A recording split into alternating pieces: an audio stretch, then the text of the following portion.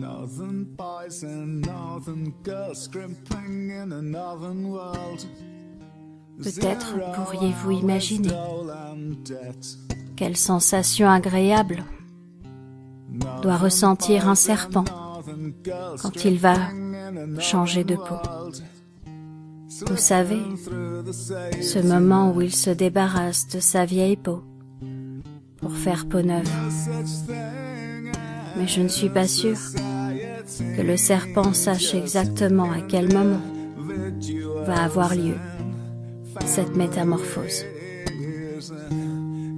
Je crois que ce sont des parties de lui inconscientes qui permettent qu'il ose changer. Un peu comme si tout se préparait à l'intérieur de lui, en cachette, pour lui faire la surprise d'une nouvelle vie. Si vous saviez ce que votre inconscient vous prépare comme belle surprise, mais votre conscient ne se doute encore de rien.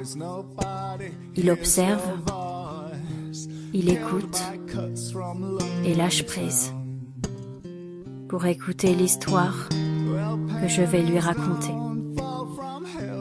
Quand j'étais plus jeune, je regardais souvent à la télé la série policière de Columbo.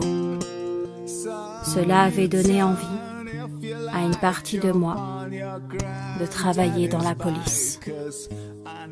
L'idée de mener l'enquête et de découvrir des indices me menant au criminel me paraissait intéressante. À un moment ou à un autre, il y avait toujours une preuve qui trahissait le coupable, un élément qui parlait à sa place. Même s'il avait pris soin de porter des gants, de ne laisser aucune empreinte, il laissait son ADN, des cheveux, des bouts de peau, et la police l'interpellait.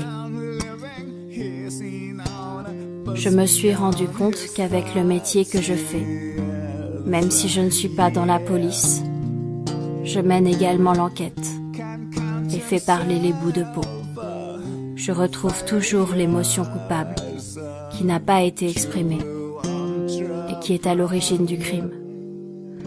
Bien souvent, le coupable est tristesse, séparation.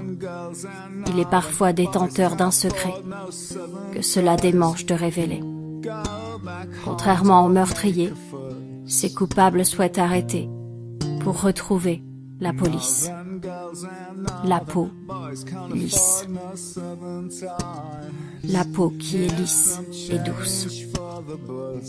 Alors au lieu de mettre l'émotion en prison, on l'aide à déployer ses ailes pour qu'elle s'envole au pays des émotions guéries.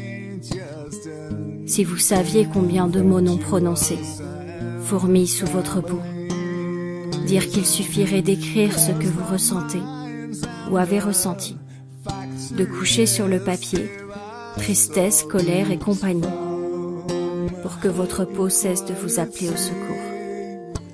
Les problèmes de peau, c'est comme une plage polluée. À force d'avoir jeté des ordures dans la mer, on retrouve ces ordures sur le sable.